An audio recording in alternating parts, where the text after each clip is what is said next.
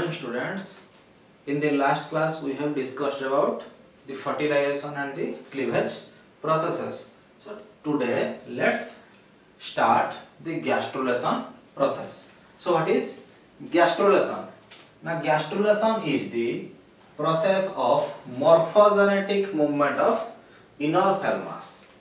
morphogenetic movement का मतलब क्या है ना, उसका जो जगह वो चेंज हो जाएगा, उसका जो मॉर्फ मीन्स एक्सटर्नल मेकअप वो थोड़ा चेंज हो जाएगा और मूवमेंट होगा of inner cell mass of blastocyst. Blastocyst का दो लेयर था, एक बाहर वाला लेयर था जो फागोसाइटिक लेयर, उसको हम ट्रोफोब्लास्ट बोलते थे, और दूसरा लेयर है क्या जो अंदर वाला लेयर, उसको हम बोलते हैं क्या ना, inner cell mass to their final location. वो उसका फाइनल लोकेशन तक जाएंगे। इसका मतलब क्या है, what is the final location, कहां जाएंगे ना, differentiation of inner cell mass into an outer layer called epiblast. ये जो इनर सेल मास था उसका दो लेयर हो जाएगा, एक बाहर वाला लेयर उसको हम बोलते हैं, suppose this is the trophoblast layer. Trophoblast layer के बाहर में क्या होगा ना, ये जो पूरा लेयर होगा ट्रोफोब्लास्ट, ये जो बाहर वाला लेयर उसको हम इनर सेल मास। ये इनर सेल मास में फिर क्या होगा ना, दो लेयर हो जाएगा, ये एक बाहर हो जाएगा, ये एक अंदर हो जाएगा। बाहर वाला जो लेयर उसको हम बोलते हैं क्या ना, एपीब्लास्ट। एपीब्लास्ट क्या फॉर्मेशन करेगा ना, एक्टोडर्म एंड मेसोडर्म। एंड जो अंदर वाला लेयर उसको हम बोलते हैं हाइपोब्लास्ट। ये जो अंदर वाला लेयर वो क्या करेगा ना, एंडोडर्म फॉर्मेशन करेगा। ड्यूरिंग गैस्ट्रुलेशन, ये gastrulation around 17 days following following fertilization की ये जो आफ्टर 17 डे में क्या होता है ना, ये गैस्ट्रुलेशन प्रोसेस स्टार्ट होता है। उसमें क्या है ना, mesodermal cells present in the epiblast. Epiblast में जो मेसोडर्मल सेल्स है, ये जो सेल्स आएंगे migrate and position as a layer called mesoderm. ये पूरा एक पोजीशन की तरह, रिंग की तरह वो रह जाएंगे, उसको हम क्या बोलेंगे, now the structure will be known as mesoderm. This occurs by the formation of a structure known as primitive streak। इसको याद रखना है। मेसोडर्म का फॉर्मेशन कैसे होता है in case of human being, by the formation of primitive streak. ये होने से मेसोडर्म बनता है। These three layers give rise to different organs in the fetus। ये जो एक्टोडर्म, मेसोडर्म, एंडोडर्म, ये जो तीन लेयर्स है, ये तीन layer all the future organ, जितना भी ऑर्गन्स है, हैंड, लेग, गॉट, आई, ईयर, नोज, जितना भी ऑर्गन्स है सबको ये तीन लेयर ही बनाते हैं। Organ formation in the embryo takes place through two composite process। composite का मतलब क्या है ना, integrated process। one is dependent upon other। क्या क्या प्रोसेस है, एक है सेल डिफरेंशिएशन और दूसरा है क्या ना, ऑर्गेनोजेनेसिस। ऑर्गेनोजेनेसिस का मतलब क्या है ना, formation of organs. Cell differentiation का मतलब क्या है ना, ये जो हुआ डिफरेंशिएशन, वो सेल का खुद जिस सेल का जो काम है वो उसी तरफ चला जाएगा, वो डिफरेंशिएट हो जाएगा। सो ये दो प्रोसेस में ये जो पूरा हमारा जितना भी बॉडी वो बनता है, ऑर्गन फॉर्मेशन होता है। ये जो इनर सेल मास हमने इस यहाँ पे जो बोला, actually the inner cell mass contain some stem cells, totipotent stem cells. उसका मतलब क्या है, nowadays there we are hearing ना stem cell therapy, stem cell surgery. ना what is stem cell actually ना, which have the potential to differentiate into any cell type। यहाँ पे जो इनिशियल सेल था जो इनर सेल मास में, उसको हम स्टेम सेल बोलते हैं। स्टेम सेल क्या बनाया ना, ये जो एपीब्लास्ट, यहाँ पे क्या हुआ तुम्हारा हाइपोब्लास्ट, एक्टोडर्म, एंडोडर्म, मेसोडर्म, ये सब बनाते हैं। फिर एक्टोडर्म कुछ ऑर्गन्स बनाते हैं, एंडोडर्म कुछ ऑर्गन, मेसोडर्म कुछ ऑर्गन। सो कुल मिलाकर अगर हम लोग ये स्टेम सेल थेरेपी में क्या होता है ना, जो जिससे हमारे ऑर्गन्स ओरिजिन होते हैं उसी सेल को हम थेरेपी करते हैं, उसी सेल को हम ठीक करते हैं अगर कोई डिफेक्ट वहां पे आ जाता है तो। सो इसके बाद गैस्ट्रुलेशन के बाद क्या आता है ना, यार ऑर्गेनोजेनेसिस। अभी देखते हैं क्या ना, ये जो एक्टोडर्म से क्या क्या ऑर्गन बनता है, एंडोडर्म से क्या ऑर्गन बनता है और मेसोडर्म से क्या ऑर्गन बनता है। ऑर्गेनोजेनेसिस मैंने बताया ना, 3 जर्म लेयर्स है, एक्टोडर्म, मेसोडर्म, एंडोडर्म। अभी देखते हैं ये जो 3 जर्म लेयर है इससे क्या क्या ऑर्गन्स हमारी बॉडी में फॉर्मेशन होता है। ना एक्टोडर्म से क्या क्या होता है, ना एपिडर्मिस ऑफ स्किन, स्किन का बाहर वाला जो हिस्सा है, and epidermal derivatives, nail, hair, ये सब ये एक्टोडर्म से बनते हैं। नर्वस सिस्टम, नर्वस सिस्टम का जितना भी पार्ट है, न्यूरोबिलियल सेल्स, डेंड्रॉन, एक्सॉन से जितना भी स्क्वान सेल्स, ये सब इससे बनते हैं। एड्रेनल मेडुला, एड्रेनल का 2 पार्ट है, एक है कॉर्टेक्स और एक मेडुला, ये मेडुला अंदर वाला पार्ट है। Conjunctiva, cornea, lens, retina, iris, eye का ये जो पार्ट है। Internal ear, enamel of teeth, दांत, नाजल एंड ऑल्फैक्टरी एपिथेलियम, नाक में जो एपिथेलियम है उसको हम बोलते हैं नाजल और olfactory epithelium. Sweat gland, mammary gland, salivary gland, lacrimal gland, ये जितना भी ग्लैंड है ये सब एक्टोडर्म से ही बनते हैं।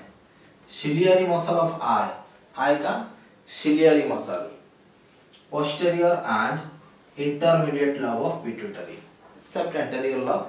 So these are all the organs, or we can say that glands, organs and other derivatives which were directly originated from ectoderm. Mesoderm से देखते हैं क्या बनता है ना, डर्मिस ऑफ स्किन, एपिडर्मिस का नीचे वाला पोर्शन जो है उसको हम डर्मिस बोलते हैं। Muscles of body except iris and ciliary muscle, ये आइरिस सिलियरी मसल इसको छोड़ के जितना भी मसल्स है, स्मूथ मसल, कार्डियक मसल, जितना भी मसल्स है, स्केलेटल मसल, सब इससे बनते हैं। कनेक्टिव टिश्यू, जितना भी कनेक्टिव टिश्यू है, it may be bone cartilage, it may be areolar tissue, adipose tissue, tendons, ligaments, white fibrous, yellow elastic, जितना भी टिश्यू है कनेक्टिव टिश्यू सब इससे ही मेसोडर्म से ही बनते हैं। टिम्पानिक मेम्ब्रेन का बेस, टेंडन्स, लिगामेंट्स मैंने बोल दिया है। Coelomic epithelium, spleen, heart, blood and lymph vessels, kidney, ureter and urinary bladder, excretory system का ये सब पार्ट है।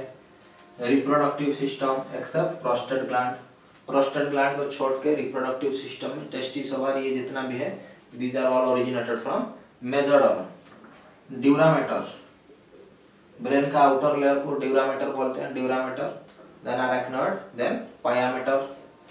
नोटोकॉर्ड, नोट, ये बहुत इंपॉर्टेंट टर्म है, notochord is derived from mesoderm, इसको याद रखना, ये क्वेश्चन एंट्रेंस में आता है। Then cortex of adrenal gland, यहाँ पे था क्या ना, मेडुला था, यहाँ पे कॉर्टेक्स। देन एंडोडर्म से क्या होता है ना, lining of gut except foregut and midgut, gut means your alimentary canal. Lining of middle ear, middle ear का lining. Trachea, bronchi, lungs, respiratory system का ये जो पार्ट सब बनता है। Pancreas, liver, gastric gland type, your thyroid gland, thymus, parathyroid, intestinal gland, ये जितना भी ग्लैंड्स है ये सब एंडोडर्म से ही बनते हैं। उसके अलावा ये टर्म आपको याद रखना है, ये जो टिम्पानिक मेम्ब्रेन है और ईयर ड्रम जिसको कॉमनली बोलते हैं, it is derived from all 3 germ layers. ये जो 3 जर्म लेयर है, एक्टोडर्म, एंडोडर्म, मेसोडर्म, इसका बनने में ये 3 जर्म लेयर का कुछ कुछ पार्ट्स है। अभी देखते हैं फिटल मेम्ब्रेन और एक्स्ट्रा एम्ब्रियोनिक मेम्ब्रेन्स।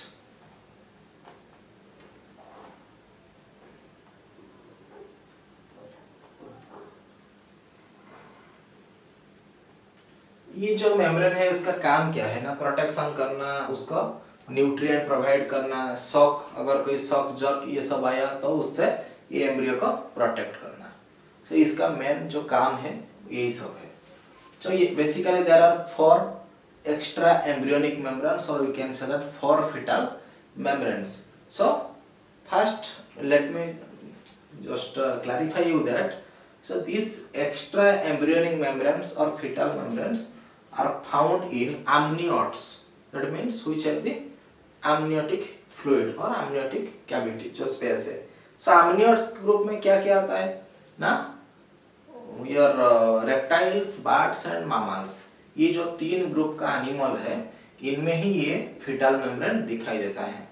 सो जो 4 जो मेम्ब्रेन है क्या क्या है ना, amnion, chorion, yolk sac and allantois।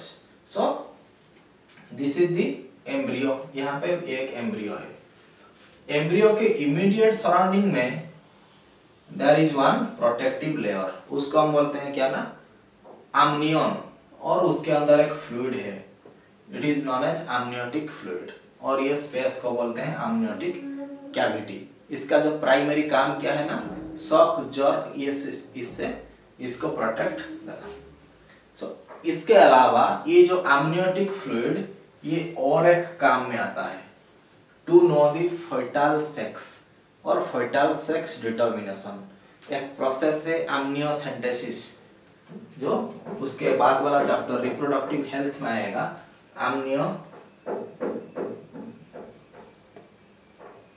amniocentesis method में क्या होता है ना, ये फीटस का सेक्स को डिटरमाइन किया जाता है। यहाँ पे क्या होता है ना, through syringe we are taking the amniotic fluid and doing their chromosomal study and knowing the if it's XX then it is a female, if it's XY then it's a male। so ये amnion गया।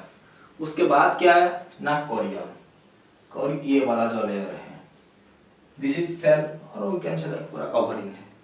ये जो ये layer है पूरा वाला जो outside वाला लेयर उसको हम बोलते हैं कोरियन। ये ऑलमोस्ट पूरा जो स्ट्रक्चर है उसको कवर करता है।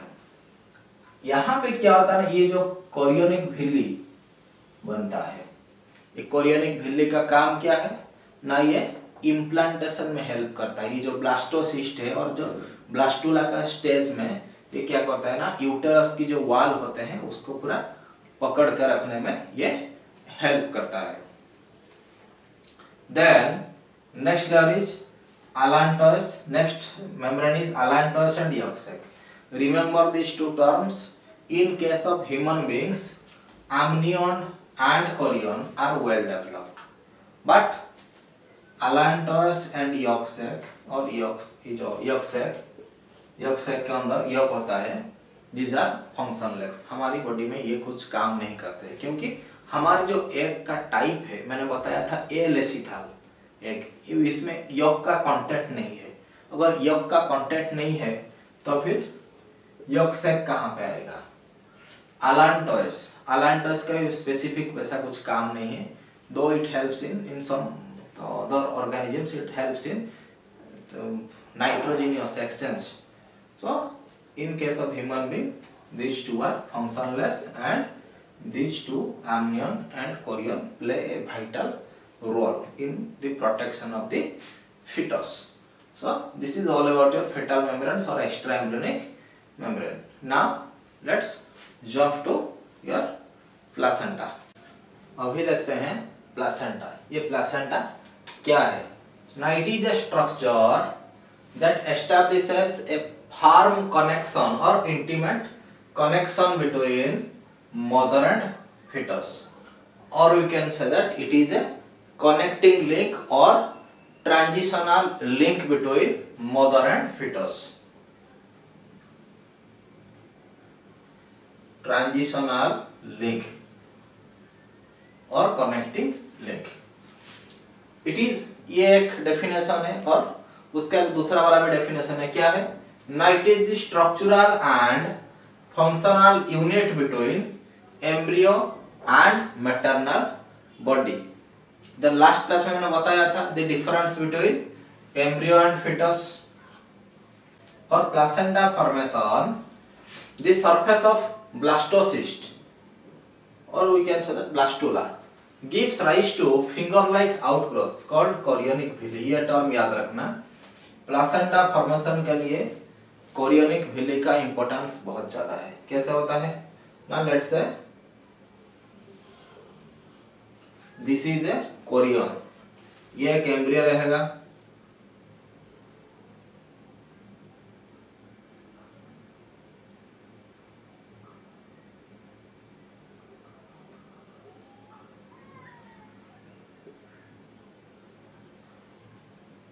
ये कैविटी अगर ये उसके बाहर साइड में, let's say this is embryo, ये वाला जो स्ट्रक्चर है ये वाला एम्ब्रियो है।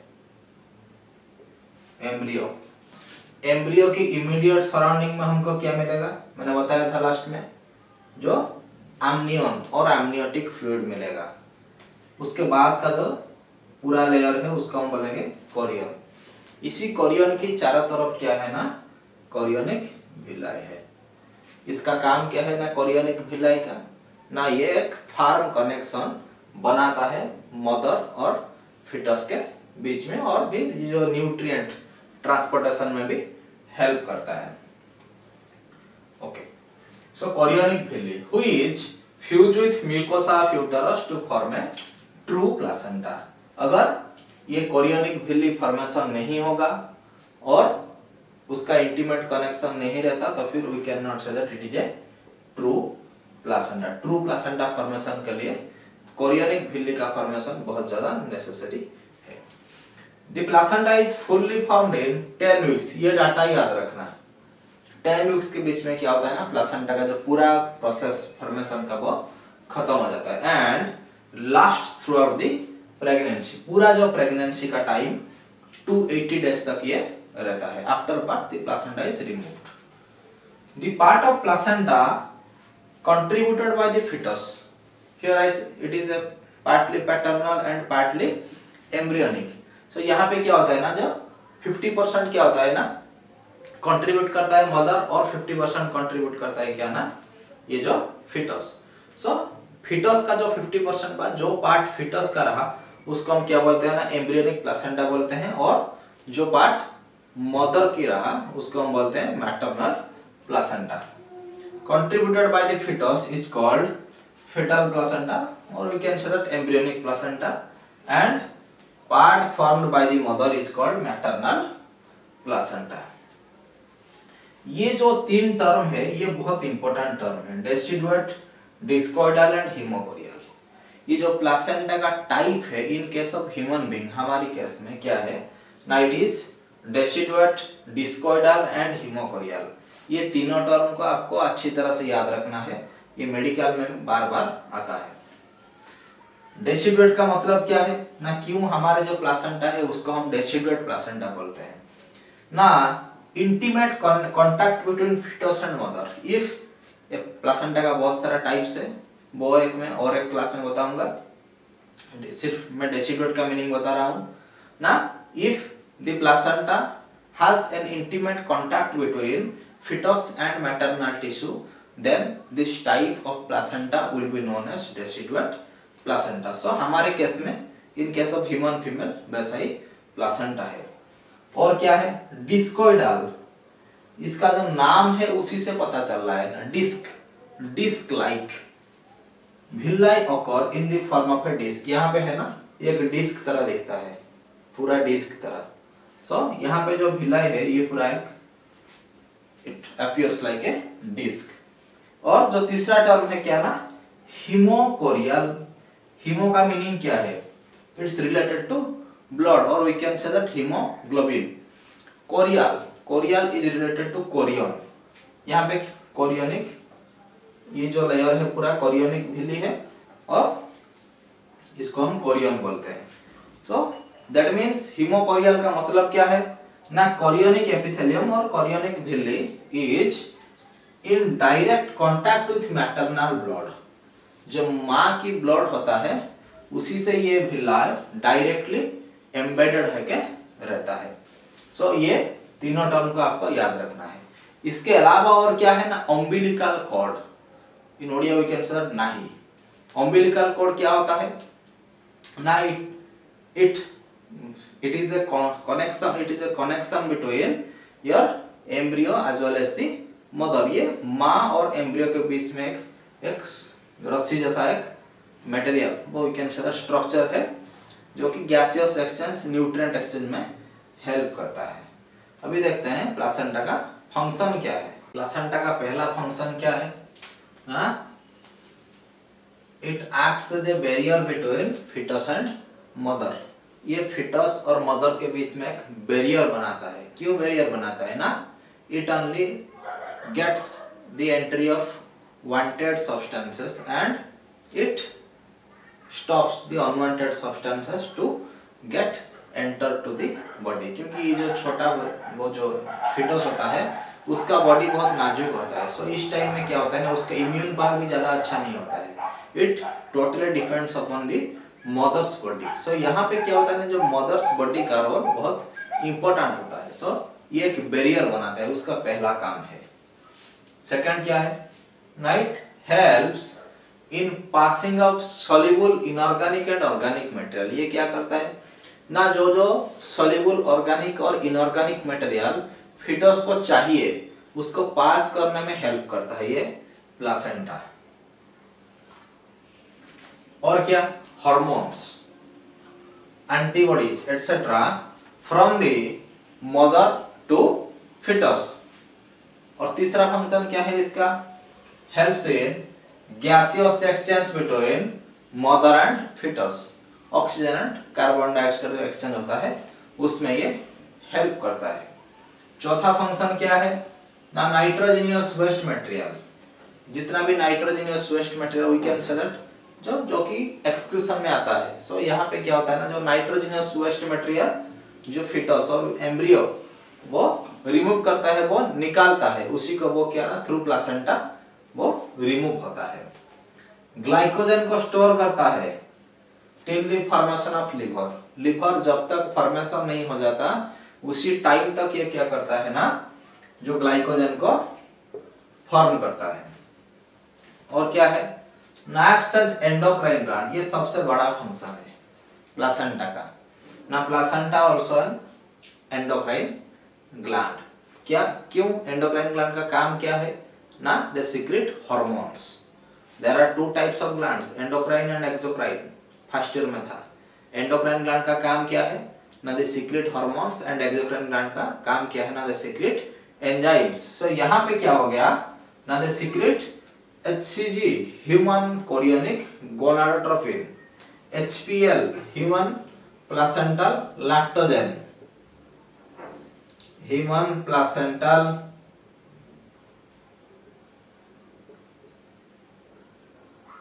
Lactogen, oestrogen, progesterone, relaxin. ये सब जितना भी हार्मोन है these are all secreted by the placenta। so ये जो 5-6 these are the most important functions of placenta। उसके अलावा ड्यूरिंग प्रेगनेंसी, जो प्रेगनेंसी का जो पूरा पीरियड होता है उसमें क्या होता है ना, levels of oestrogen, progesterone, cortisol, prolactin, thyroxine, ये जितना भी ये जो 5 हार्मोन है उनका लेवल पीक हाई में रहता है, पीक में रहता है मैटरनल बॉडी में। सो अगर ये भी एक तरीका है, if any lady is pregnant और not, we can say by testing और we can say by knowing the elevated level of this hormones. अगर हमको पता चल गया नहीं ये जितना भी हार्मोन है उनका लेवल एक फीमेल की बॉडी में हाई है, तो डेफिनेटली दैट फीमेल में भी प्रेग्नेंट। इसका काम क्या है, दे सपोर्ट फिटल ग्रोथ। उनका पहला काम है जो फिटस है उसके अंदर उसको ग्रो करने में हेल्प करना है। Metabolic changes in mother, mother की मेटाबॉलिक जो भी चेंजेस आते हैं ड्यूरिंग प्रेगनेंसी का टाइम में उसको वो मेंटेन करते हैं और वो चेंज करने में हेल्प करते हैं एंड मेंटेन दी प्रेगनेंसी। ये सबसे लास्ट वाला काम है और सबसे बड़ा काम है, प्रेगनेंसी को मेंटेन करना है। Without these hormones the pregnancy of that female cannot be maintained। so ये is all about your placenta। gestation period और pregnancy period, ये normally in case of human being it lasts for 9 months or we can say that 280 days। इसका definition अभी देखते हैं। what is gestation period, ये 2 marks question में आता है, 2 marks क्वेश्चन में gestation period आता है। Now it is the time period between conception and birth of an individual। conception में जो implantation और birth, ये जो पूरा जो पीरियड है उसको हम बोलते हैं gestation period। it lasts for 9 months in case of human being or 280 days। but if we calculate the exact day, it may be 266 days. How it became 266? It's a big question. Now actually we are calculating the month. So suppose this is June month, so you are so if pregnancy occurs, we are calculating the whole month. So menstruation के बाद में जो पूरा month होता है उसको हम count कर लेते हैं ना. This is the first month of pregnancy. But on which day the ये जो ovulation होता है? Now on 14th day. So that means ये पूरा menstrual cycle है. Suppose ये day 1, it is day 28. 28 day का नॉर्मल मेंस्ट्रुअल साइकिल है. 14th डे में क्या होता है? ओव्यूलेशन होता है. जब भी कोई प्रेगनेंसी हो जाता है तो क्या होता है ना, ये जो प्रेगनेंसी का जो पूरा पीरियड है, ये जो पहला 14 दिन होता है ना, this is the preparatory phase. इस फेज में क्या होता है ना, जो सेकेंडरी oocyte होता है वो प्रिपेयर होता है. ये जो लास्ट जो सेकेंड क्वार्टर होता है, इसमें जो main important events we can say that ovulation और योर इम्प्लांटेशन, प्रेगनेंसी, ये सब ये जो 14 दिन इसी में होता है.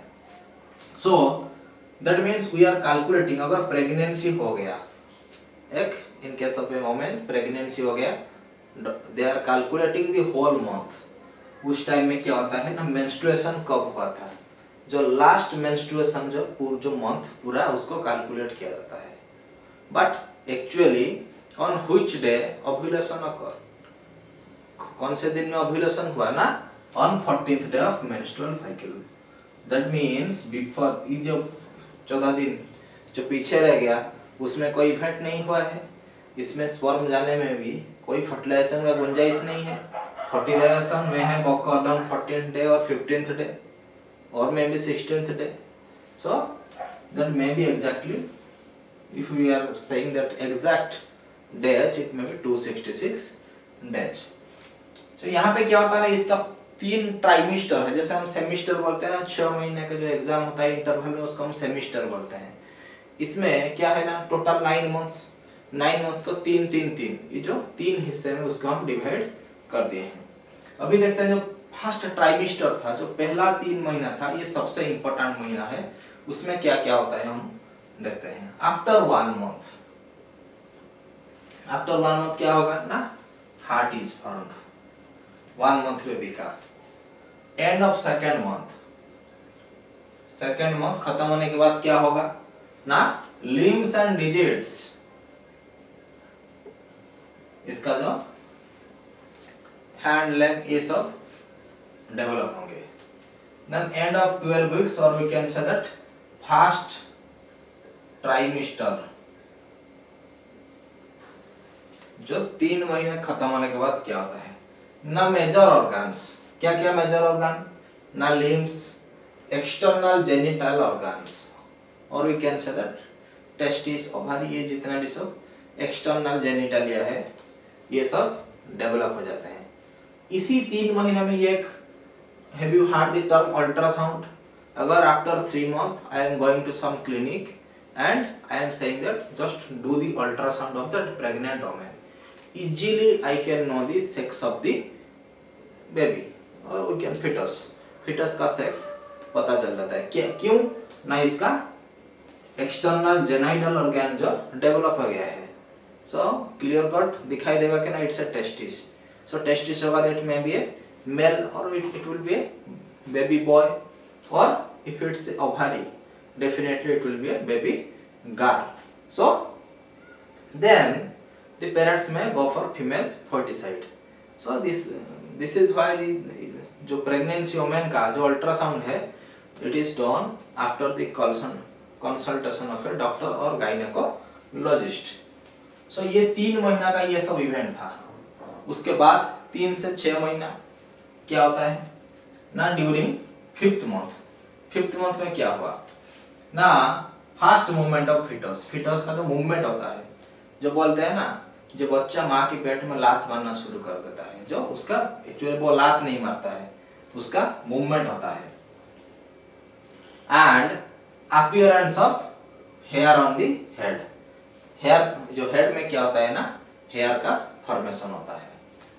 देन एंड ऑफ 24 वीक्स, और we can say that second trimester. Second trimester में क्या होता है ना, body covered with fine hair. Body में क्या होता है ना, छोटे छोटे हेयर कवर हो जाते हैं। आईलिड सेपरेट, वो दो आंख, वो दो आईलिड अलग अलग हो जाते हैं। And eye lashes form. ये 6 महीने तक चला गया। उसके बाद क्या होगा, 7th मंथ में क्या होता है ना, आईज ओपन, उसका आंख खुलता है। बोन्स बिगिन टू ओसिफाई, उसका जो बोन थोड़ा नाजुक होगा, थोड़ा वीक होगा, it begin to strengthen. Circulatory and respiratory system develop. ये जो उसका सिस्टम है, सर्कुलेशन का सिस्टम है, रेस्पिरेशन का सिस्टम है, वो डेवलप कर जाता है। 8th मंथ में क्या आता है ना, इसका जो वेट है वो डबलिंग हो जाता है, दुगना हो जाता है। 9 मंथ में क्या होगा ना, रेडी फॉर डिलीवरी, और we can say that parturition, उसको टेक्निकली हम बोलते हैं। यहाँ पे क्या होता है ना, have you heard the term abortion और इंड्यूस्ड अबॉर्शन और मेडिकल टर्मिनेशन ऑफ प्रेगनेंसी। कभी कभी क्या होता है, दी फिटस में भी थोड़ा उसका कुछ जेनेटिक एबनॉर्मलिटी हो सकता है या कुछ अदर डिफेक्ट भी हो सकता है। उस टाइम में क्या होता है ना, the doctors say that you have to go for MTP, medical termination of pregnancy और अबॉर्शन। और कभी कभी क्या होता है ना, जो अनवांटेड चाइल्ड्स भी होते हैं, the couples go for your MTP. So ये MTP is safe up to first trimester. ये जो पहला 3 महीना है, उसी 3 महीने तक अगर किसी ने एमटीपी कर लिया कोई कपल, तो डॉक्टर एडवाइस करे it's okay. Actually it's not advisable, medical termination of pregnancy और abortion it's not advisable, because we are doing artificial हम लोग क्या करते हैं ना, एक जो मदर की यूटेरस को उससे छेड़खानी करते हैं। So it may lead to further complications in pregnancy. वो सेकंड प्रेगनेंसी वो ये कॉम्प्लिकेशन हो सकता है। But MTP is comparatively safe up to first trimester, पहले 3 महीने तक कंपैरेटिवली सेफ है। उसके बाद क्या है, ये जो सेकंड ट्राइमेस्टर अगर एमटीपी हुआ, कभी कभी जेनेटिक डिफेक्ट आ जाता है या फिर कोई अदर इशू आता है, उस टाइम में they go for second trimester MTP. It's risky and MTP is almost not allowed in the third trimester. ये जो लास्ट 3 महीना है ना, इसमें एमटीपी अलाउ नहीं करते हैं। समझ में आ रहा है? ये पहला ट्राइमेस्टर का इंपॉर्टेंस क्या है, दूसरा क्या है और तीसरा क्या है। There is also another term premature baby. कभी कभी ऐसा होता है ना, प्री मैच्योर बेबी, उसका मतलब क्या है ना, बिफोर 280 डेज, 280 डेज से पहले अगर कोई बेबी बॉर्न हो गया, तो उस टाइप का जो बेबी होता है उसको हम बोलते हैं pre mature baby. So baby can survive, you can see 7th month में क्या होता है ना, उसका आई, बोन, सर्कुलेशन, जितना भी जो मेन ऑर्गन है, मेजर ऑर्गन है, सब डेवलप हो गया। ये जो 8th 9th मंथ में क्या होता है ना, जो डेवलप हो गया है उसको और थोड़ा बिल्डअप करना है, उसका वेट थोड़ा बढ़ाना है। So after 7 month a baby may be parturated, उसका पार्चुरेशन हो सकता है, उसका बार्थ हो सकता है। सो उसको हम बोलते हैं क्या ना, ये जो 7वें महीने से 9 महीने तक ये जो पीरियड अगर कोई बेबी बॉर्न हो गया, उसको बोलते हैं प्री मैच्योर बेबी। उसमें क्या होगा ना, वेट थोड़ा कभी कभी कम रहता है, या फिर कभी कभी उसका आईक्यू भी कम रहता है, हो सकता है नहीं हो सकता है, वो that's a different part, but this baby can survive. So this is all about your human pregnancy और ह्यूमन गेस्टेशन पीरियड। उसके अलावा यहाँ पे और 2-3 टर्म्स है। The gestation period of cat का गेस्टेशन पीरियड कितना दिन है ना, 2 महीना, 2 months, remember this thing. Dog का भी गेस्टेशन पीरियड क्या है ना, 2 मंथ्स, 2 महीना। एलिफेंट, एंट्रेंस में क्वेश्चन आता है, the longest gestation period is found in which animal. ऐसा एनिमल क्या है, कौन सा एनिमल है जिसका सबसे लंबा गेस्टेशन पीरियड है और सबसे लंबा प्रेगनेंसी पीरियड है ना, एलिफेंट का। 21 months 21 महीना. Just remember this thing. So these are all the events of human pregnancy or gestation period. Now we are heading towards the last part of the chapter, that is parturition and lactation. अभी देखते हैं parturition, उसके बाद में देखेंगे lactation. Parturition क्या है ना? It is the process of giving birth to young ones, or we can say that जो बेबी डिलीवरी का जो पूरा प्रोसेस है उसको हम बोलते हैं पार्चुरेशन और बेबी डिलीवरी. ये कैसा होता है ना? It is induced by neuro endocrine mechanism. CBS में एक क्वेश्चन आता है, why parturition is called a neuro endocrine mechanism. Parturition को एक न्यूरो एंडोक्राइन मैकेनिज्म क्यों बोला जाता है? और सीबीएसई में डायरेक्टली क्वेश्चन आता है, 2 marks question. Write a short note on parturition. क्यों बोला जाता है ना? Why parturition is a neuro endocrine mechanism.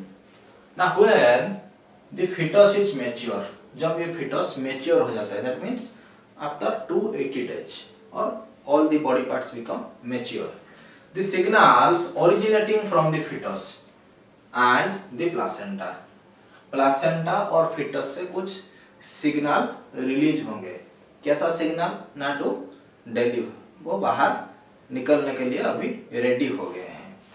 Induce mild uterine contraction. Uterus का जो क्या था? मायोमेट्रियम, जो मिडिल वाला जो लेयर था, एंडोमेट्रियम, मायोमेट्रियम, पेरीमेट्रियम, जो मिडिल वाला लेयर था उसका कॉन्ट्रैक्शन रिलैक्सेशन होगा. Rhythmic contraction and relaxation. उसको क्या बोलते हैं टेक्निकली? फेटल ejection reflex. उसका मतलब क्या है ना? Now it's a reflex action. ये ऑटोमेटिकली होता है, कोई उसको नहीं करता है ना. जब the fetus is ready, this reflex will work और this reflex will come out. This causes, ये फेटल इजेक्शन रिफ्लेक्स होने के बाद क्या होता है ना? Again repeating, it's automatic. When the baby will mature, this reflex will come. This causes the release of oxytocin. ये सबसे इंपॉर्टेंट टर्म है, जो पूरा पार्चुरेशन में ये जो टर्म सबसे इंपॉर्टेंट है. ये क्या होता है ना? ऑक्सीटोसिन हार्मोन, जो it is also known as pitocin, जो कि हाइपोथैलेमस से रिलीज एक्चुअली होता है और एंटीरियर पिट्यूटरी में स्टोर होता है from the maternal pituitary. Actually there are some misconceptions. ये oxytocin is released by maternal pituitary, it's okay, but oxytocin is not secreted by pituitary gland. Oxytocin is secreted by hypothalamus, but it is stored by the posterior lobe of pituitary gland. ये वहां पे store होके रहता है. अभी क्या होगा ना? ऑक्सीटोसिन मैटरनल पिट्यूटरी से रिलीज हो गया. It occurs at the end of gestation period. जो 280 डे का जो पीरियड होता है वो खत्म होने के बाद ये होगा. In which progesterone level decreases. Pregnancy खत्म हो गया है, so progesterone hormone was known as pregnancy hormone. Pregnancy अभी खत्म हो गया है, बेबी मैच्योर हो गया है, सो अभी ये हार्मोन का कोई काम नहीं है. Now the level of progesterone will decrease and oxytocin rises. ये जो ऑक्सीटोसिन का लेवल होता है ना, वो बढ़ जाएगा. ऑक्सीटोसिन का काम क्या है ना वहां पे ना? Oxytocin causes stronger uterine contractions. Oxytocin क्या करेगा ना? ये जो यूटेरस का जो मायोमेट्रियम है उसको स्ट्रांगली कॉन्ट्रैक्ट एंड रिलैक्स करेगा. उसको बोलते हैं लेबर पेन. मेडिकल में क्या होता है ना? सब लेबर रूम होता है. जो डिलीवरी का जो रूम है उसको हम बोलते हैं labour room. In which in turn stimulate further secretion of oxytocin. यहाँ पे क्या होता है ना? पहले थोड़ा small amount of oxytocin will be released and that small amount of oxytocin will induce the production of a huge amount of oxytocin further. So यहाँ पे क्या होगा ना? ऑक्सीटोसिन और सीक्रेट होते जाएगा. This process is continued. ये जो ऑक्सीटोसिन का जो सीक्रेशन का पूरा प्रोसेस है ये चलेगा. कब तक चलेगा ना? till बेबी बाहर नहीं आ जाता. till the expulsion of the baby out from the mother's body. This process is continued. कब तक चलेगा ना? leading to expulsion of the baby out of the uterus through birth canal through से ये जब तक बाहर नहीं आ जाता तब तक ये जो ऑक्सीटोसिन रिलीज का प्रोसेस और ये जो स्मूथ मसल का कॉन्ट्रैक्शन एंड रिलैक्सेशन का जो मैकेनिज्म ये चलता रहेगा। इसको कौन असिस्ट करता है ना, relaxin hormone. It is assisted by relaxin hormone. उस टाइम में ये कब किस बुक में ये हार्मोन के बारे में जिक्र हुआ है, और ऐसा भी कुछ बुक से सिर्फ ऑक्सीटोसिन लेके वो छोड़ दिए हैं। यहाँ पे ये हार्मोन उसका असिस्ट करता है। कैसे असिस्ट करता है ना, helps in relaxation of pelvic cartilage. There are two girdles in our body, one is pectoral और शोल्डर कार्डेल, दूसरा है क्या ना, पेल्विक और हिप कार्डेल। यहाँ पे क्या करता है ना, ये जो रिलैक्सिन हार्मोन जो प्यूबिक सिम्फाइसिस होते हैं इसको वाइडन करने में हेल्प करता है। Widens cervix of the uterus, वो इजी चाइल्ड बर्थ प्रोसेस में काम में आएगा। आफ्टर पार्चुरेशन, अभी क्या हुआ ना, पार्चुरेशन हो गया, वो बेबी बाहर निकल गया, उसके बाद का प्रोसेस क्या होगा ना, after parturition umbilical cord is cut off. ये जो अम्बिलिकल कॉर्ड था जो कि मदर एंड फिटस के बीच में क्या करता था ना, जो न्यूट्रिएंट सप्लाई करता था टू एंड फ्रॉम, माँ से कुछ लेके फिटस तक जाता था और फिटस से कुछ लेके माँ तक आता था, उसको बाहर कर देते हैं, कट ऑफ काट देते हैं। थोड़ा इतना तक वो लंबा रख के, वो ये जो नाही बोलते हैं उसको इतना ही छोड़ के वो काट देते हैं। क्यों इतना छोड़ते हैं ना, टू अवॉइड द इन्फेक्शन, और थोड़ा हल्दी उसमें लगा देते हैं। The placenta and other remnants of umbilical cord are expelled. और क्या होता है ना, प्लासेंटा और जो अम्बिलिकल कॉर्ड का जो अदर रेमनंट्स है जो मदर्स की बॉडी में हो गया, उसको वो बाहर निकाल देते हैं फ्रॉम द मैटरनल बॉडी, क्योंकि बेबी तो निकल गया, अभी प्लासेंटा को निकाल के बाहर फेंक देना है। This is called afterbirth. ये कभी कभी 1 मार्क 2 मार्क्स को शॉर्ट क्वेश्चन में आ जाता है, डिफाइन आफ्टर बर्थ और what is afterbirth, 1 marks और 2 मार्क्स क्वेश्चन में आता है। So what is afterbirth ना, after parturition the umbilical cord along with the placenta is removed from the mother's body. So this process is known as after birth. So this is all about your parturition. Lactation. Lactation क्या है ना, production of milk in the mammary glands towards the end of pregnancy. ये जो pregnancy का and के time होता है, या फिर और we can say that after parturition और आफ्टर डिलीवरी, ये क्या होता है ना, मामारी ग्लैंड से मिल्क का प्रोडक्शन होता है, और उसी जो प्रोसेस पूरा प्रोसेस मिल्क प्रोडक्शन का उसको बोलते हैं लैक्टेशन। ना it is induced by prolactin, ये प्रोलैक्टिन हार्मोन, इसको याद रखना, and oxytocin hormone secreted by maternal pituitary.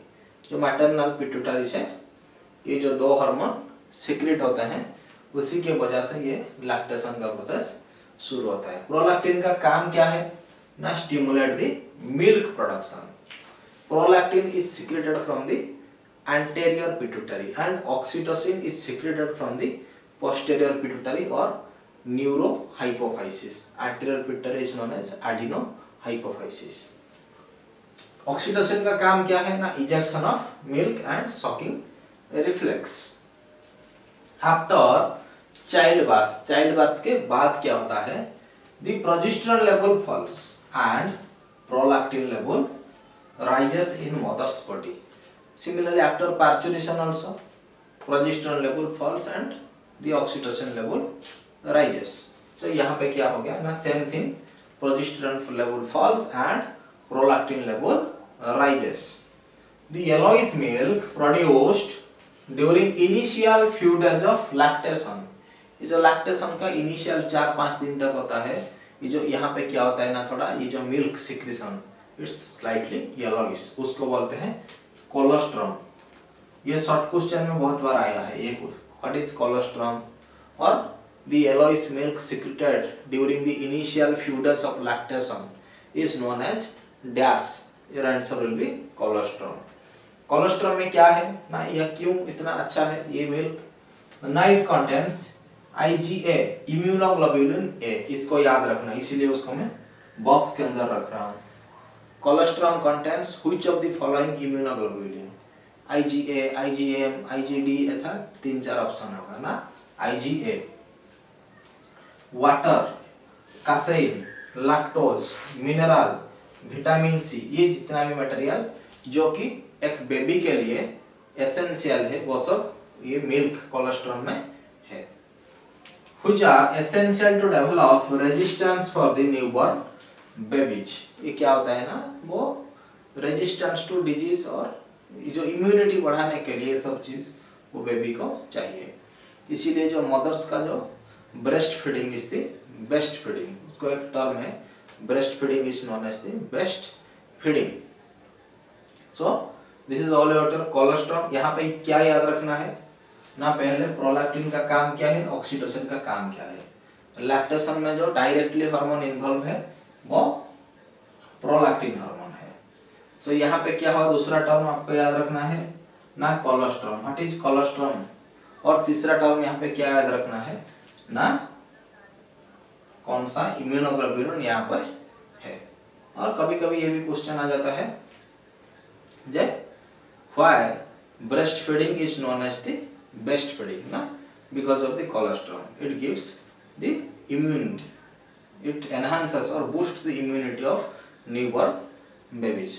सो इसके साथ ये जो ह्यूमन रिप्रोडक्शन का ये वाला लंबा चैप्टर था ये खत्म हुआ।